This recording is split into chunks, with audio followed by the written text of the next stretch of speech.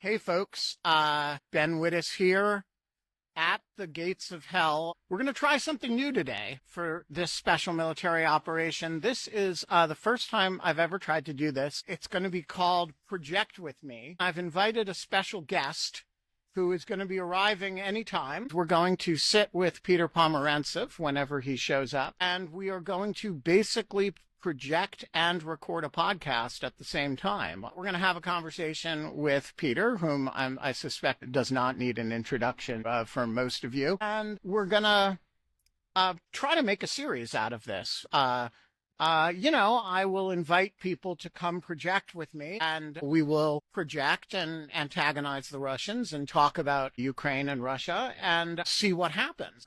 I have no idea if it's going to work. And so we're just gonna try it. If you know somebody who would be a good guest for Project With Me, I'm thinking about, Taylor Swift, or, President Biden wants to join me.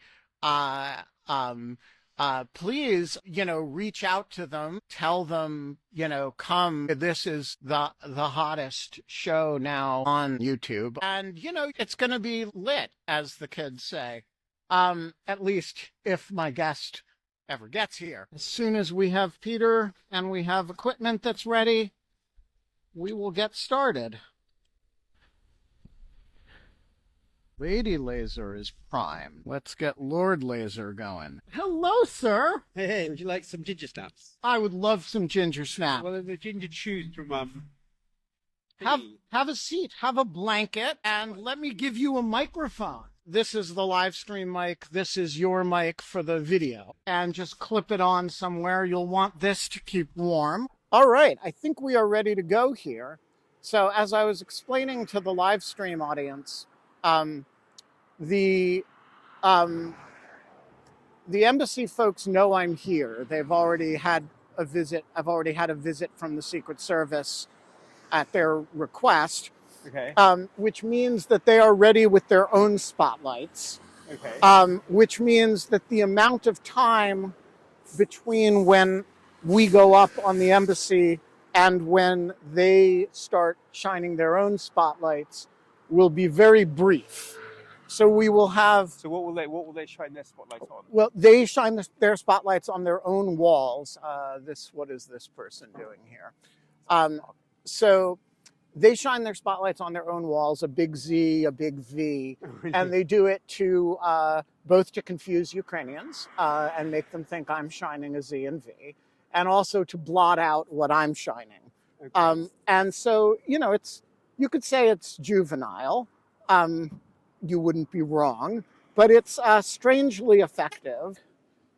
So the question, Peter, is, in the brief time that we have the wall to ourselves, we're going to put up a Ukrainian flag. Okay. We're going to make it spin. Right. That's with Lady Laser. Okay. And with Lord Laser, we get to say some words.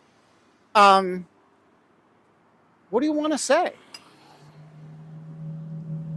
I hadn't prepared anything. I was. What do you want to say? I mean, it can be something simple like "Get the fuck out of Ukraine." It can be something. Oh, it's a message to the embassy. Well, it's what we're going to say on the embassy. I often say "Putin Khuylo." Oh, as in what should we write to them? Yeah. And so you get, you're the guest here, but I want to do it in a fashion that's going to, it's going to be, we're only going to have the wall to ourselves for a minute before they come up with their Z and V. And so the question is, for that shot, what do you want to say? And we're going to write this? Yeah. Okay.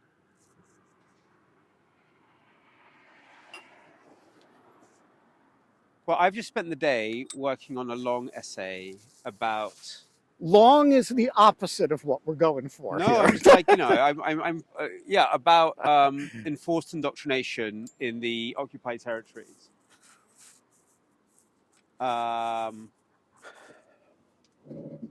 and it's all about how you would hold Russian authorities responsible for what they would call Russification of the Ukrainian population. And others might call cultural genocide.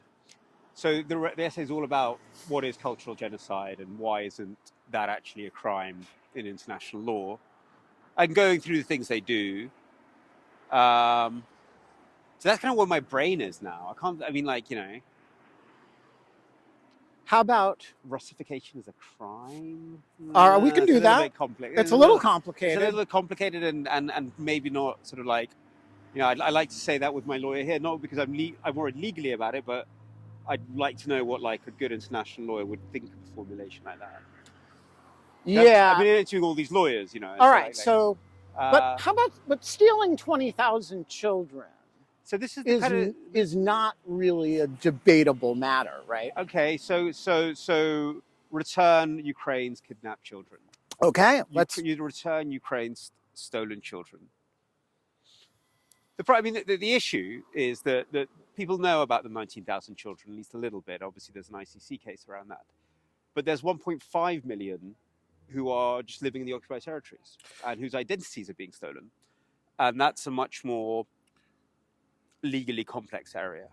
But we can stick with the 19,000. Well, so let's start with the 19,000.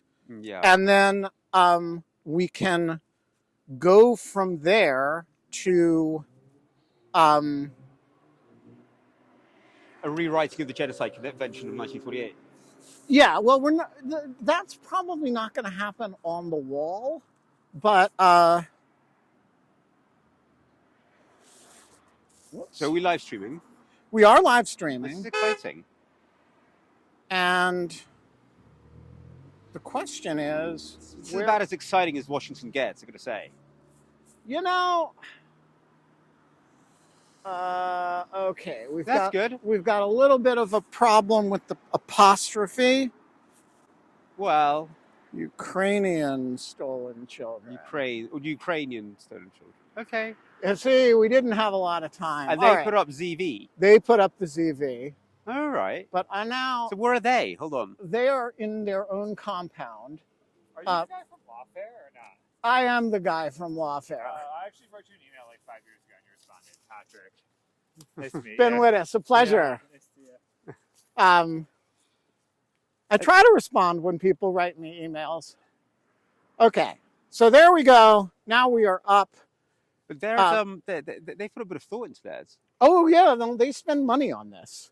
Okay. Now, they did make their traditional mistake here. Of what? Which is they put the V in the middle, which allows me to play this game on them. So hang on, we're gonna. So this is a game that I learned because they are so relentless about trying to blot us out, but they don't know that if you use a Z and a V in that order, whoops, I can turn it into Azov. And I can write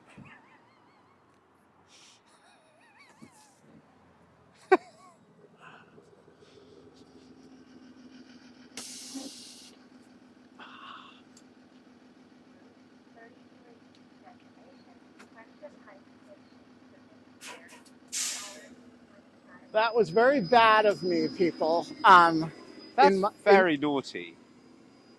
Free. There. So there we go. So the Z and the V become Azov. Or they sometimes become, if they do in the other direction, we make them Volodymyr Zelensky. We are better at fucking with them than they are at fucking with us, is the basic rule. Whose job is it at the embassy to do this? There is somebody whose job it is to do this, and I have never met the person. The person who comes across the street and to attack us sometimes, we've become I wouldn't say friendly, but we're acquainted. He claims his name is Mike. I'm not sure I believe that. I call him Umbrella Man because what he does is uh, he's come across the street and tried to block the projectors with umbrellas. All right. One should be quite sort of. I mean, there is a bit of history of using umbrellas. Yes, well, for Russian security services. I don't let him get near enough to me to poke my foot with the umbrella, and I'm and I'm careful if he ever says I'm sorry, which is I believe what he said when he poked what's his name with the rice and tipped umbrella. All right, so we are here. This is the first ever. You lost your Azov. Oh yeah, no, because I can't do the flag and the Azov at the same time. Okay. So we are here at the Russian embassy with the great Peter Pomerantsev in the first episode of. Thank you, man.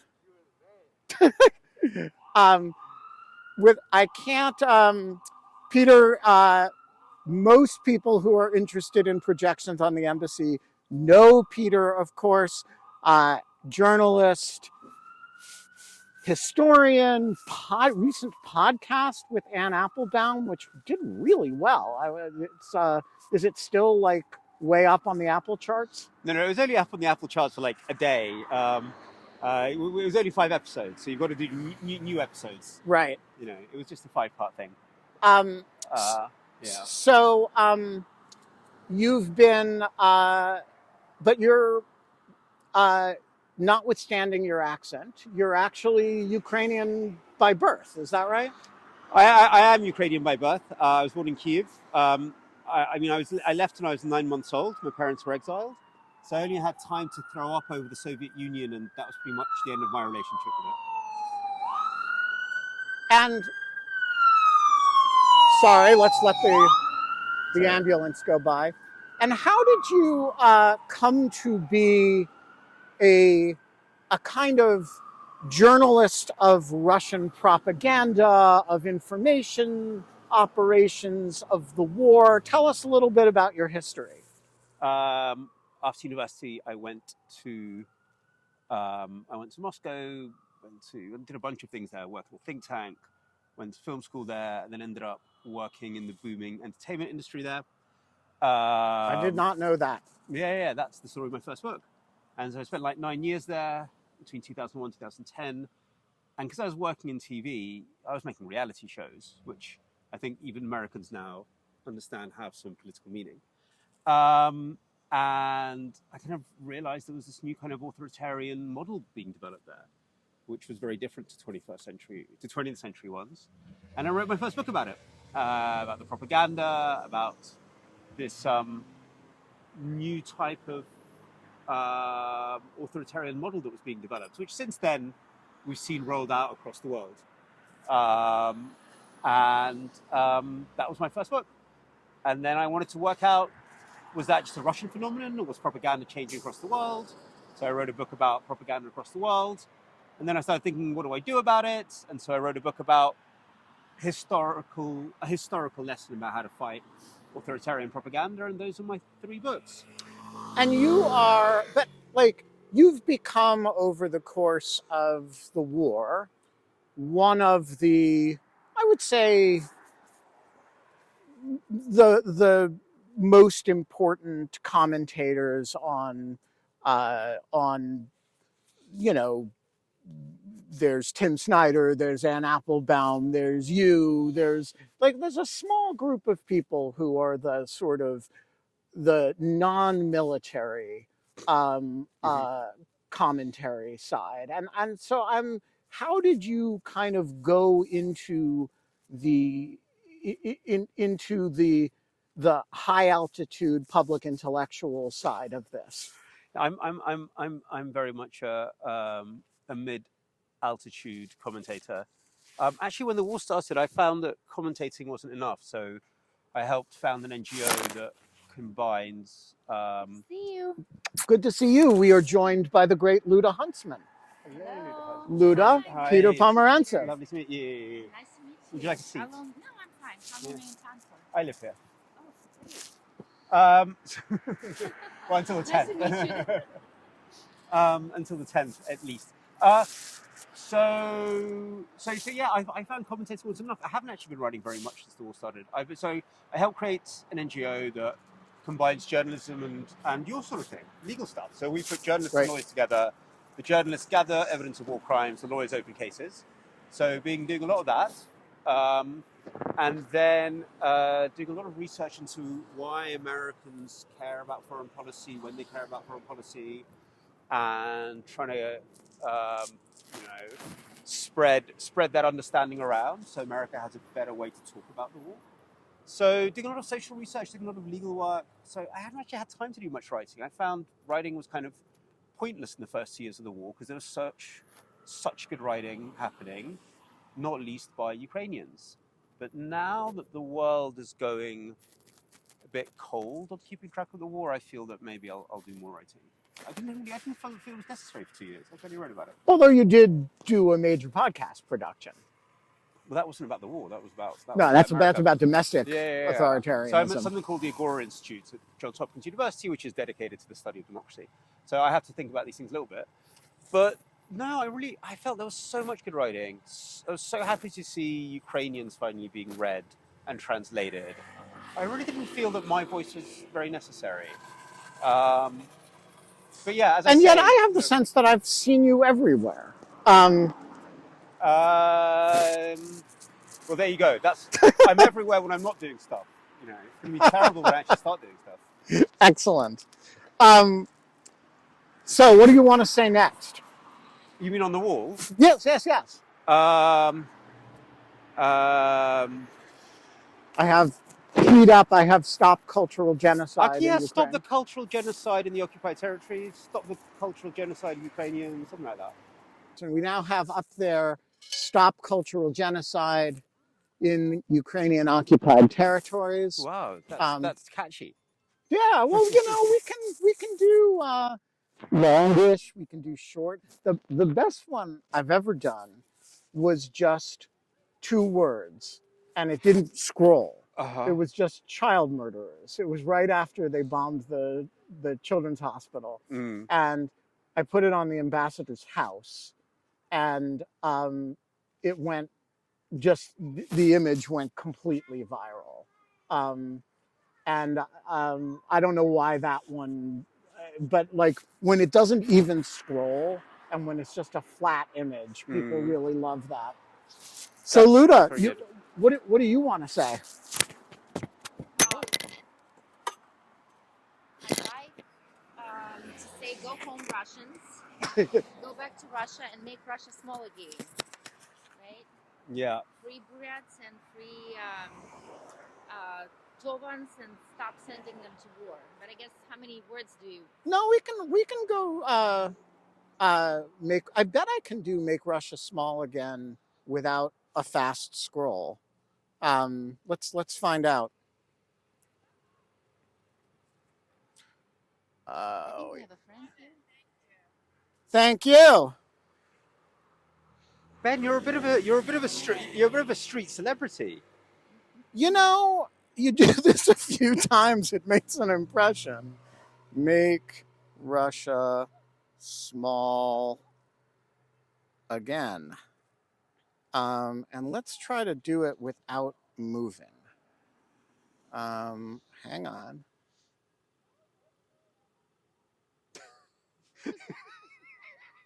All right, now we're just going to have to give Lord Laser a little bit of a... There we go. Have you seen President Zelensky wearing the T-shirt with this message? Yeah. I've got a copy of the T-shirt, but it's just a bit it's a little bit. Somebody gave me the wrong size, so it's a bit too small on me. Well, that's appropriate. Too opposite. Yeah, that's a little appropriate.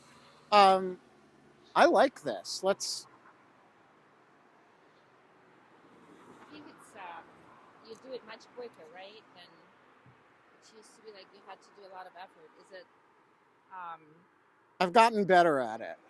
Did you add something? Well, some software upgrades, some hardware upgrades. Um, get better at it. So Ben, do you do parties as well, or Davos, or No, like no. do I'm you, I'm really like just a one location I guy? I do other Russian embassies. Which are the other Um, Russian embassies I've you've been done doing? 11. Residency Oh, of really? the Russian Yeah, and I've done the ambassador, residence the of the. war crimes, I, and then there's a cultural center. yeah, I've done like most of the local buildings. Okay. But I try to like I'm not interested in sort of like discos. These things are designed for disco, and I don't do that. For me, it's all about harassment of Russian diplomats. And let me ask you, all right, so you have Make Russia Small Again, that message. Can you also have a message that sort of move, tape? You mean that's like ticker tape? Oh, sure. What do you want to say? Whatever, I'm just asking whether technologically that's... Oh, yeah. I can write anything on the wall that I want. And then just have it continually circulate? Yeah. Circle? For example, let's say you wanted to say,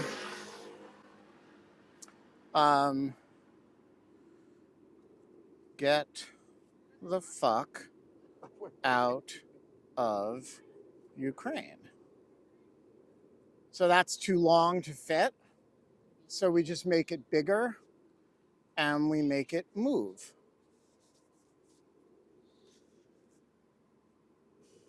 And then the next message, could you have like, Make Russia Small Again? And then next message, So yes, you can do remember multiple. Baturin.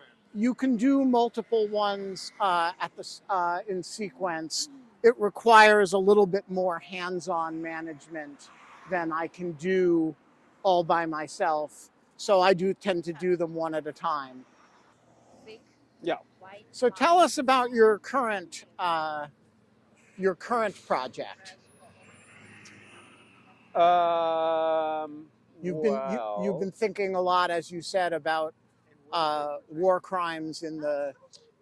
So something that me and the group of lawyers and journalists that I work with are looking at is, can you build up a legal case around enforced indoctrination? So indoctrination is not actually a crime under international law. So the 1.5 million kids in Ukraine on the occupied territories who are being sort of forced to adopt a Russian identity are not actually the victims of a crime at present. So we're trying to think through how you would define that. First you've got to catalogue what's happened to them, from the intimidation of teachers through to the punishment of kids who speak in Ukrainian in the occupied territories, through to the censorship of books, the torture and murder of religious minorities. So you've got to catalogue what's going on, what's happening. And you've got to do it to a standard of proof that is that's quite high. Yeah, so that's what we do. We train journalists to collect evidence in a way that would be consistent with international law. They get a lot of training for that. Every step in the documentation process is supported by archivists who actually are Syrian. They've built up cases against Syrian generals in Germany. And the lawyers are now trying to think through how you would approach this, whether in courts of law or in international legal fora. So that's depending whether it's human rights law. I'm talking very slowly because you're a legal expert and I'm not, or whether it's criminal law. So that's the thing we're working on. But look, we've just finished the big project on the deportation of kids, collecting evidence around that, giving out to various judicial powers, working on cataloging the way the Russians hit hospitals as a consistent tactic in Chechnya, in Syria, in Ukraine. So lots of great stuff. And is the goal to ultimately interface with the ICC or with So we've already Ukrainian prosecutors? What's the all of them? So we talk a lot with the Ukrainian prosecutor. they're actually overburdened inside Ukraine. They have Right. too many cases. So quite the opposite. They want groups like ours to use. Well, sure, we give subsidy. We talk to the ICC. The ICC are famously quite cautious about working with NGOs. Right. And so we submitted a case in Argentina, actually, on torture, and that had many reasons behind it. Partly because Argentina has very, very good universal jurisdiction laws around torture, but also because we wanted people in the global South to be aware of what's going on in Ukraine. So yeah, no, that's very much the point. So this may be outside your area, but it's something that I'm really perplexed by, which is why the global South is so deeply unsympathetic to Ukraine. And it obviously has something to do with Gaza. It has something to do with anti-Americanism. It has something to do with the sense, with the amount of money that Russia and China have thrown around over the years. But yet still, it confuses the heck out of me. What do you know about it, and what's the reception when you file a case in Argentina? So firstly, not I don't know a huge amount. I've been very much focused on the media work in the West, and then also some of the countries around Ukraine. So I've been looking at Moldova and places like that a lot. So I'm not the biggest expert. I think we should maybe not use the term global South a bit too much. I think different countries are different. I think Argentina is actually very, very interesting. I'll tell you what we found, though, on a kind of not on a political level, but on a kind of more social level.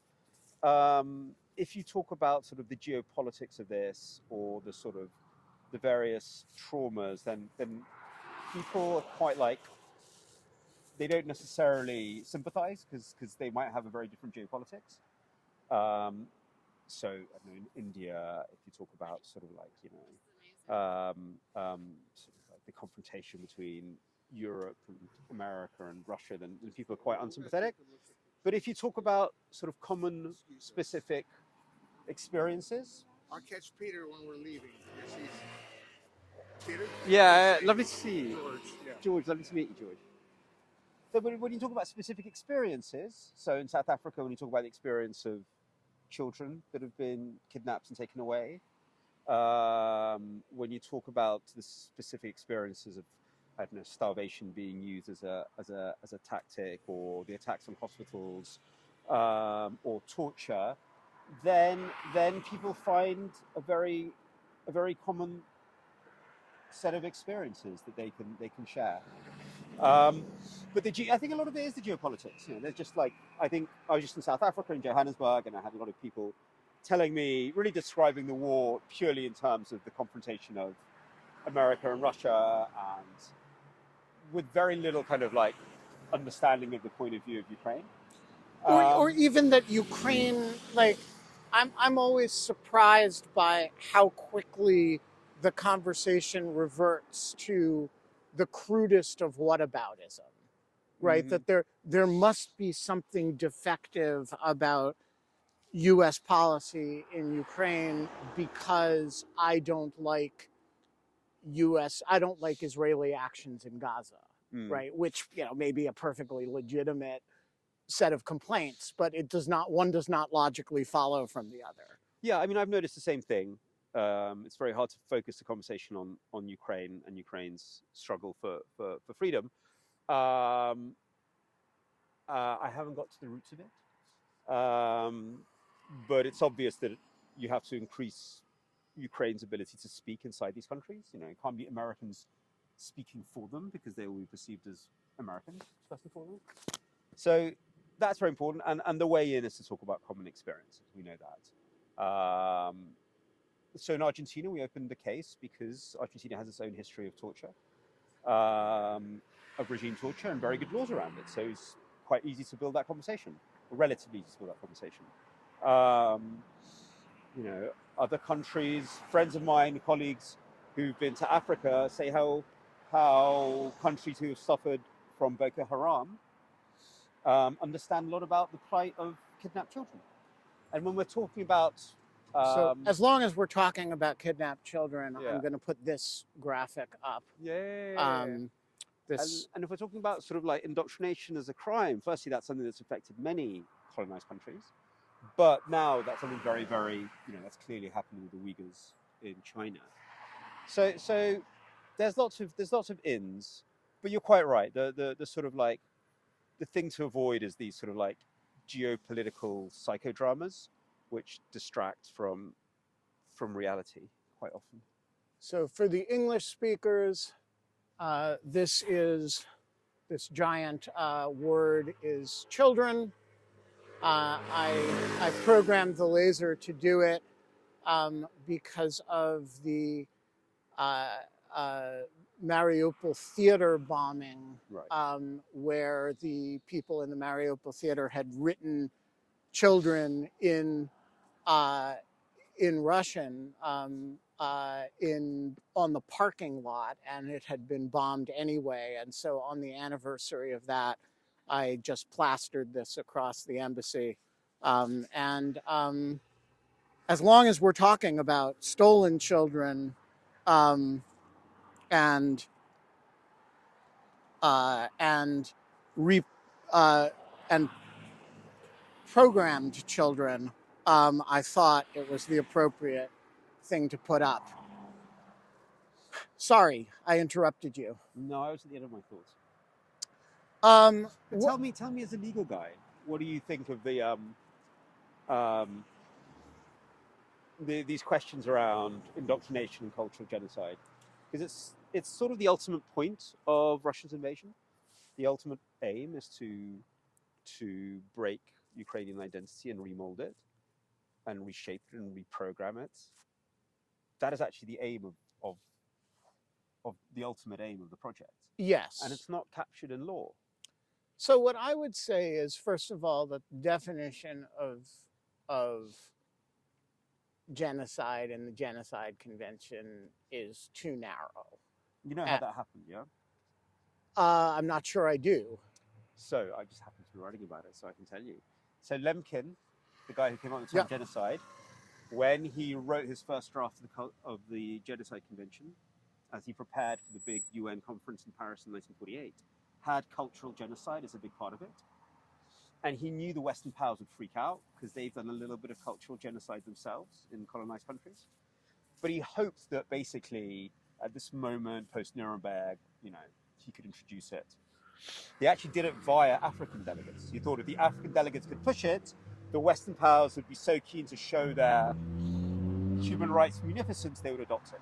Instead, they totally freaked out. The British were worried that it would apply to what they were doing in Africa. It's like colonies in Africa. The French felt the same way. The Americans were worried that it would reflect badly on what they'd done to the Native Americans. The Swedes were worried about what it would say about their treatment of native tribes in the north of Sweden. Basically, it was sort of a murder. It was a bit like Murder in the Orient Express. Right. Every country killed it. And it was stricken away. All the cultural genocide part was taken away, and just genocide in this more narrow definition as the physical destruction of a people was left. And Lemkin felt the whole exercise was a failure. That's really interesting. So I did not know that history. And look, I think this is not an area of particular specialty of mine. I will say that I think the best argument is not going to be a narrow one about the treatment of children in the occupied territories. It's going to be a broad one about a pattern of conduct. Sure. And the pattern of conduct includes removing large numbers of children and large numbers of civilian adults too, by the way. You're not allowed to actually, deportations from native countries is itself prohibited. Oh yeah, deportations is definitely prohibited. And so you have a pattern that includes frank war crimes and also includes a very devoted effort over a long period of time to remove cultural identity inside the country. particularly focused on the use of the language, but also focused on all kinds of symbols, which you can get yourself in a lot of trouble for, displaying a trizub, which maybe we should display a trizub, actually, since we're talking about verboten symbols. You're certainly not allowed to display this. And so let's start with this. A map of Ukraine with its actual borders, including Crimea, including Donbass, including Luhansk, and we'll cycle through some trizubs as we go. Some sunflowers too. So I think the argument is going to have to be a little bit broader than that. It's going to have to be an argument that sounds in, you stole a bunch of kids, you murdered a whole lot of people. Don't forget the underlying pattern of killings. You've completely revamped the education system. You've effectively banned the language, and you've banned all kinds of symbols of the nation. In that context, the reprogramming or attempt to reprogram of a large number of children is part of a larger pattern. I'm not sure it would work as a standalone effect. Also, don't forget the last bit of it. Yeah. Gentlemen, Thank ladies, you. We're going to be leaving Ben. Pleasure to meet What was you. the last name again? Wittes. With us, Ben. Nice to meet you. Kathy, hi. Pleasure. All right, well, Thanks for joining stopping us. by. Nice to see you. Anytime. good night. So yeah, don't forget the most egregious. Yeah, I got him off. The most egregious bit of the re-education is taking Ukrainian kids, putting them through military youth camps, which are quite Hitler-Jugend-like in their nature, and then sending them to the Russian army to go and kill other Ukrainians. Right. Their names Huh? and changing their names. And- They adopted, they get Russian names. I'm not talking about the adopted ones. I'm talking about the ones who stay there, who don't get deported. the occupied Yeah. nations, So there's that as well. Yes. Changing the names does happen a lot, though. You're quite right. All right. I think I'm going to wrap up. Peter, thank you for joining us today. It's a pleasure to see you. It's a pleasure to talk with you about this stuff while we taunt the malevolent forces of the world. And let's do it again sometime. I look forward to it.